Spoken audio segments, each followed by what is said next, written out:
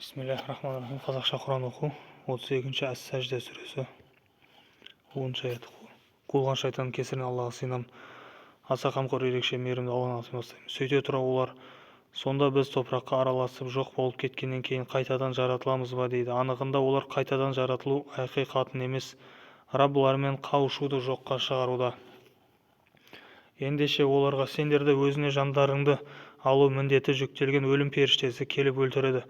Содан кейін Раббыларының құзырына жөнелтілесіңдер, жеткізілесіңдер деп айт. Күнәға белшелерінен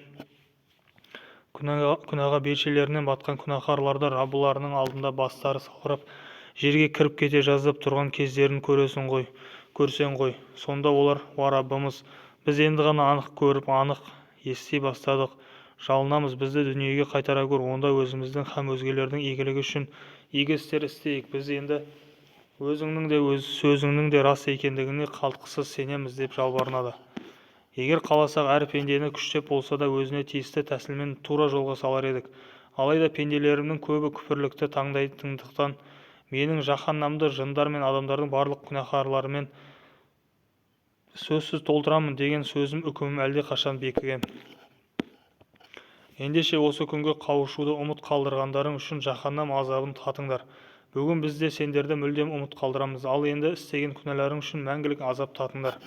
Біздің аяттарымызға қалтқысыз иман келтіретіндер өздеріне сол аяттарымыз арқылы насихат айтылғанда тәкаппарлыққа бой алдырмастан бірден сәждеге жығылатын және Раббыларына: «Сен мінсізсің, ұлықсың, бар мадақ пен шексіз шүкіршілік бір өзіңе ғана тән» деп үнемі мадақ айтатын жандар ғана. Олар түн ішінде төсектерін тәрк етіп, бір жағынан Алланың қаһарынан қорқып, екінші жағынан шексіз мейірімінен үміт еткен күйде Раббыларына жалынып жалбарынып дұға етеді. Сондай-ақ өздеріне ризық несібе ретінде берген нығметтеріміздің бір парасын ізгілік жолында жұмсайды. Дүниеде істеген игі істері үшін оларды ақыретте көзайым етіп шаттыққа бөлейтін қандай құпия сый-сияпаттың, нендей тосын нығметтердің сақтаулы жасырулы екенін жан баласы білмейді. Ендеше өздерің айтыңдаршы, мүмін кісі тура жолдан тайған азғын кісідей бола ма? Әлбетте ол екеуі Алланың алдында әсте бірдей болмайды. Иман келтіріп өздерінің һәм өзгелердің игілігі үшін игі істер істеген жандарға келсек, оларға істеген ізгіліктері үшін мәңгілік қонақжай ретінде көздің жауын алатын зәулім сарайлар мен жанға жайлы үйлерге толы жәннат бақшалары беріледі. Ал сенім мен іс-әрекетте тура жолдан тайған азғындардың ақыр соңында барып паналайтын жері жалындаған тозақ оты болмақ. Олар жаһаннамнан шыққылары келіп, ұмтылған сайын оған кері қайтарылады һәм оларға кезінде өздерін жоққа шығарған жаһаннам азабын татыңдар делінеді. Оларға осынау үлкен азаптан бұрын бәлкім райларынан қайтар деп, дүниеде одан анағұрлым жеңіл сан түрлі азапты міндетті түрде таттырамыз. Раббысының Құрандағы болмыстағы һәм адам бойындағы аяттары есіне түсіріліп, өзіне сол арқылы насихат айтылған соң, олардан сырт айналған адамнан асқан залым бар ма? Біз дүниеде күнәға белшелерінен батқан күнәһарларды сазайын беру арқылы міндетті түрде өше аламыз. Анығында кезінде Мұсаға қалай кітап түсірген болсақ, енді саған да осынау Құранды түсірудеміз. Ендеше онымен хақ Құранмен қауышатындығыңа титтей де күмәнің болмасын. Сөйтіп Тауратты Исраил ұрпақтары үшін тура жолдың қайнар көзі қылған едік. Олар осынау Тауратты басшылыққа алып, діндерінің талаптарын орындауда барынша сабырлылық танытқан әрі аяттарымызға қалтқысыз сенген кездерінде араларынан ел-жұртты біздің пәрменіміз һәм нұсқауымызбен тура жолға бастайтын көсемдер, жолбасшылар шығарған едік. Алайда олар ақыр соңында дін мәселесінде өзара қырқысып, қырық пышақ болды. Ендеше Раббың қиямет күні олардың арасында өзара таласып тартысқан мәселелеріне қатысты билік айтып, кесімді үкімін міндетті түрде шығарады.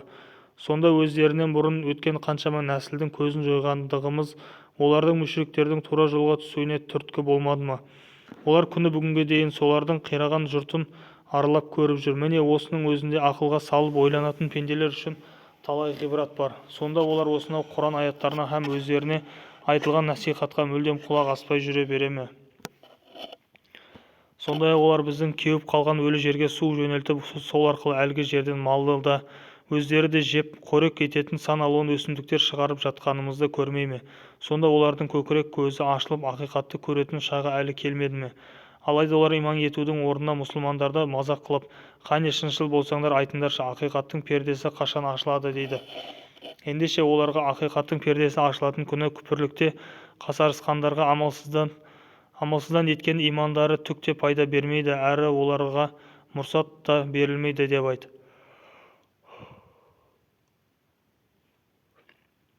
Уа Мұхаммед саллаллаху алейхи уассалам, олардан сырт айнал да өз жайына жібере сал. Сөйтіп олардың сенің зауалға ұшырайтын күніңді күткеніндей, сен де олардың зауалға анық тап болатын күнін күт. Раббыңның оларға не істейтінін сонда көресің.